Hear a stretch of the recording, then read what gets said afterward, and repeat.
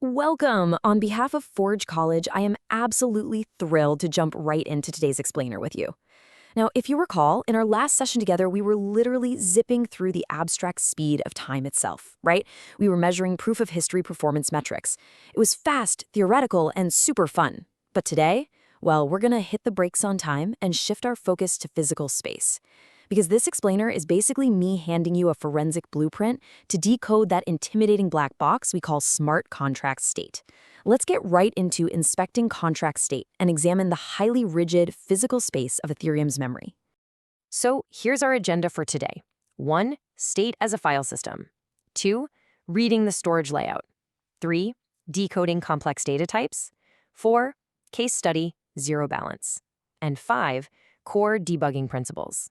Let's dive in.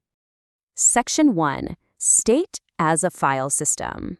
You know, if your mental model for how data is stored is wrong from the start, the rest of your debugging process is just going to be a frustrating guessing game. Honestly, it's kind of jarring to hit the pause button on the abstract speed of time from our last explainer, just to come down to this highly rigid 32-byte physical space of Ethereum memory. But this constraint is actually beautiful in its own way. Every single piece of persistent data your contract saves, it lives in one of these fixed-size 32-byte files, which we call storage slots. It's literally like a massive warehouse full of tiny, identical boxes. You just have to know exactly which box holds your item. And this brings us to a massive misconception in Web3 development. So many devs just stare blindly at opcode traces, hoping for a miracle to explain why their transaction reverted. But opcodes and event logs, they're merely the contract announcing its intent. They're just the commit log.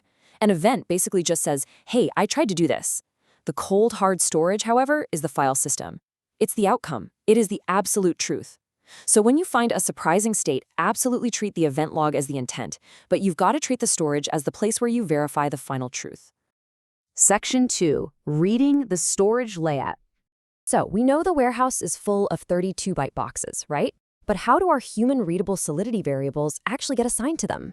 Well, the compiler uses this deterministic architectural matrix to mathematically pack variables into those 32-byte files. An elementary type, like a standard integer, gets its very own base slot. Packed types, they share a slot using byte offsets. Dynamic arrays use a base slot for their length and an index offset for their elements.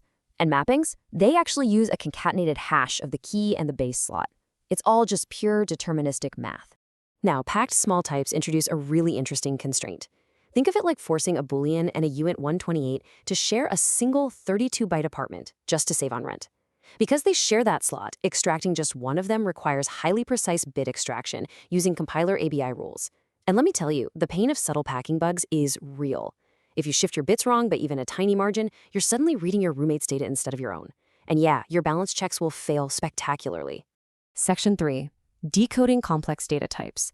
To find pointers to heap-like storage, and by that I specifically mean mappings and dynamic arrays, we need exact mathematical formulas. I literally want you to treat kekek 256 of concat of key slot like a fundamental law of physics. This is the deterministic ABI formula used to compute the exact storage slot for a mapping element. It takes your tightly packed key encoding, attaches the declared slot number, and hashes the whole shebang. And remember, even a single byte deviation in how you pad or encode that ABI input is going to yield completely the wrong slot entirely. You'll query a balance, get 0, and panic, simply because you knocked on the wrong door. Now, dynamic arrays have their own flavor of physics. They act kind of like an index file. The formula here is kekek 256 base slot plus index. So to find an item, you've got to compute the hash of the base slot first. And remember, that base slot actually just stores the length of the array. And then you add your specific element index to that hash. It's a precise two-step calculation to find out where your data actually lives.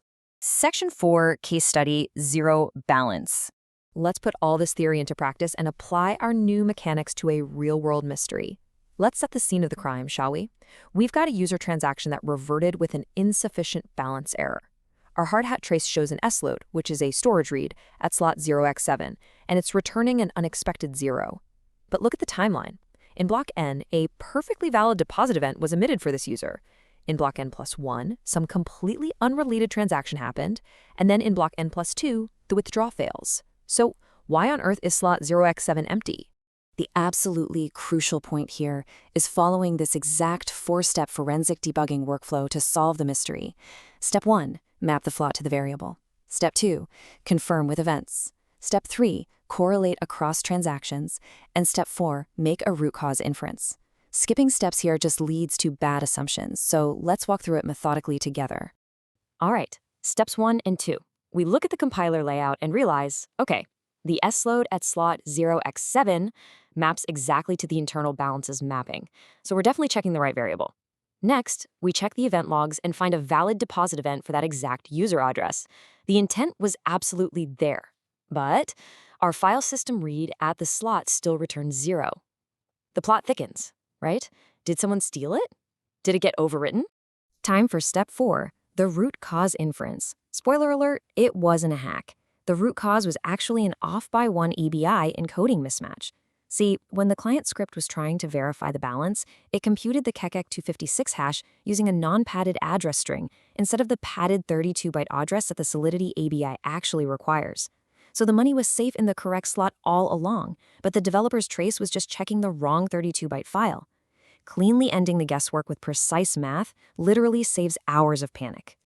Section 5, Core Debugging Principles. It's time to wrap up the foundational takeaways you can apply immediately to your own smart contract development. I want you to cement these 3 durable principles in your mind. First up, always map your STORE and SLOD opcodes to named variables using the compiler's storage layout. Second, remember the separation of intent and truth. Events guide you, but storage verifies you. And third, be highly, painstakingly precise with your ABI encoding derivations. Seriously, a tiny padding error just means you're looking in the wrong box entirely. Let's move to our conclusion and see how all of this builds into our next explainer, using breakpoints effectively. Why does today matter for tomorrow? Well, because knowing how to compute these exact slots is the absolute prerequisite for setting conditional breakpoints. Once you can map a variable to a slot, you can tell your debugger to pause execution the exact millisecond that specific slot changes. It's a real game changer. So, what does this all mean for you? Are you ready to map your next reverting trace directly back to the file system? No more guessing from opcodes. You now have the tools to read the absolute truth of the blockchain. Thank you so much for joining me on this explainer today on behalf of Forge College. I highly encourage you to visit our website at forge.college to learn more about this subject and explore a ton of other amazing Web3 related topics. Keep building, keep debugging, and I'll catch you in the next one.